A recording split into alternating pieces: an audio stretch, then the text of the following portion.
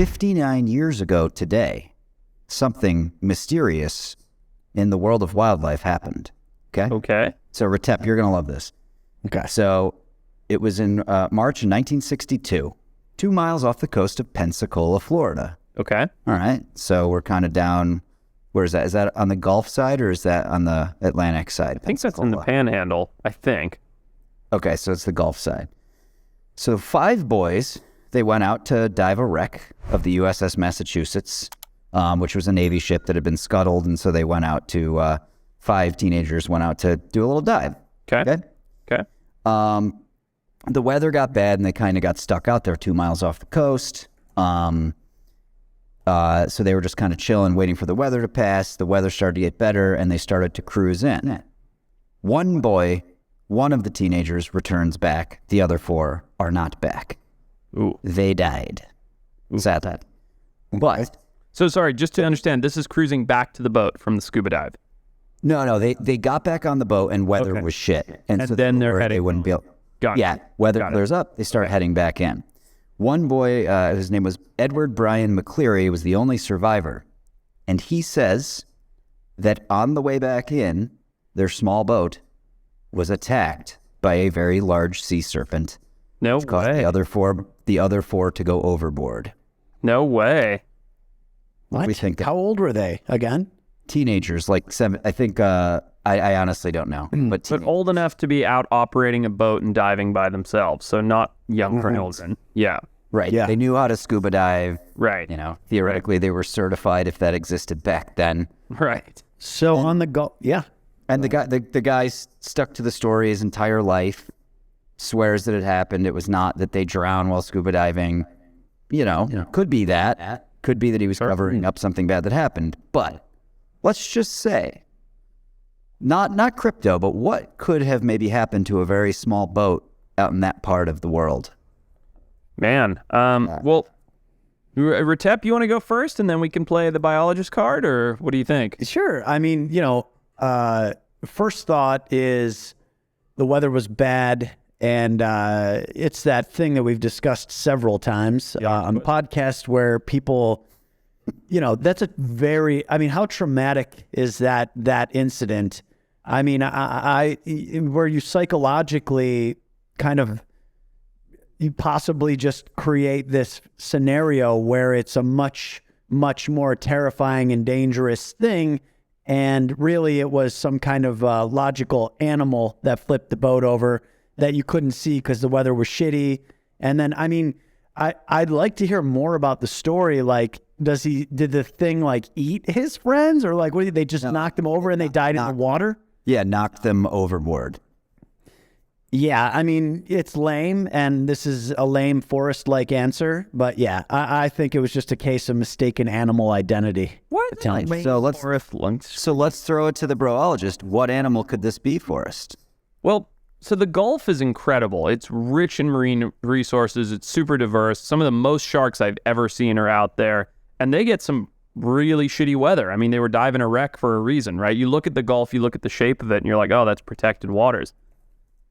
Now, what they don't get a lot of is marine mammals, right? So the first thing you're thinking is, oh, it's a whale, right? It's a long whale. You hit the back, boat gets knocked around, whatever.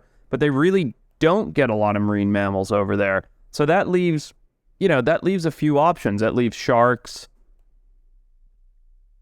trying to think of something else, crocodile or alligator. What was that one that they just found there, the invasive species, that giant ugly fish that we were... Oh, that's a freshwater fish, arapaima. That's a freshwater fish. Right. So we definitely couldn't be that. Now, I'll give you a weird hypothesis, and I think that we've never really discussed this, but I think a lot of sea serpents legends come from this animal. Will, could you do me a favor and pull up a picture of an oarfish, O-A-R fish? Oh, there is this. They're badass. Yes. They're the incredible elongated silver fish that live in the deep sea, I think in the mesopelagic zone or epipelagic zone, which is like the deep open ocean. And they're pretty worldwide. I don't know exactly if they've, have been documented in the Gulf or not. But what's interesting, I can tell you they have, because you get them closer to land in Key West. oh, well, there you go. There you go. And they're huge. One washed up in Catalina one time while I was living in California. I remember that. But they're just these, yeah, there you go. There's one. Incredibly beautiful, crazy looking fish. And they live in the deep sea. But when they get sick, scientists have documented that they come up to the surface. That's basically like they're like, I'm messed up in the brain, I'm going to swim up. Like, I'm sick, I'm ill, I'm going to go up. So now these things get like 20 feet long. Bigger. Perhaps. Bigger, it even says, yeah. What does it say? How long do they get? So it says 8 to 26 feet with unconfirmed reports of 36 to 56 foot specimens and up to 600 pounds. Yeah. So, Yeah. that's big. a 26 foot long thing that looks like that. Now, I've long time believed that this is a sea serpent in many olden day times. And I wouldn't be surprised at all. There's a storm. This animal's sick. It's near the surface. Boat strikes it, totally knocks some guys overboard. You look over, you see this big silver, slithering thing. It's got the crazy red cone going on. And you're like, that's a sea serpent. It's eating my friends, or I kind of turned the boat around or whatever. Guys probably drifted off and died, bummer for them. But I could totally believe, I forget the kid's name, being like, I saw a sea serpent. Fuck yeah, look at that thing. You see one of those up at the surface, and it's 30 or 40 feet long. It is actually a sea serpent. And there is no definition of sea serpent. No, totally. There is no definition. Yeah. Exactly. Well, there's a picture of one that was found, I believe, at Catalina, but if you Google Oarfish, California, it'll pop up for sure. And you'll see people holding it. And it's just so that you understand the size of this. There you go, right there. Holy Now, if you're in a small boat, like my first boat was a 15-foot whaler, right? A 15-foot little open bow boat.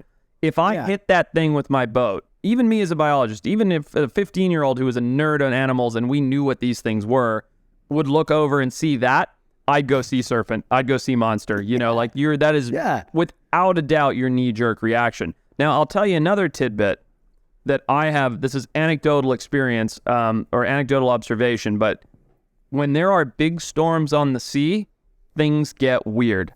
Like, I don't know how else to put it. Like, I've spent a lot of time in the California Channel, coming between the Channel Islands and Santa Barbara. When I was...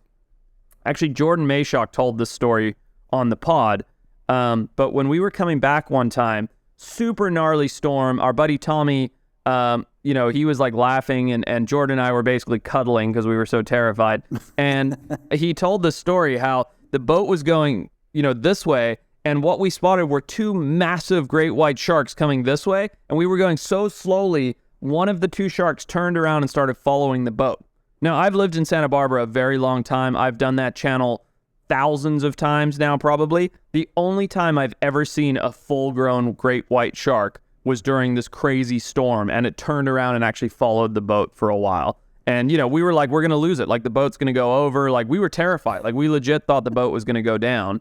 And we had a 15-foot white shark behind us. And the only time I've ever seen anything like that was during a big storm. Yeah. Maybe it has something to do with them being able to sense that anything floating on the surface, if it's alive, that's it. probably might be in a vulnerable state or something like that. That's the smartest thing you've said in 51 weeks. That's not actually an insult. That's a great theory. It's a compliment. I feel like there's probably a line in one of the Pirates of the Caribbean movies where I'm sure some crusty pirate says something like, when the ocean is angry, things come from the bottom. Dude, that's brilliant writing. Good voice. You could definitely write for Pirates of the Caribbean 36.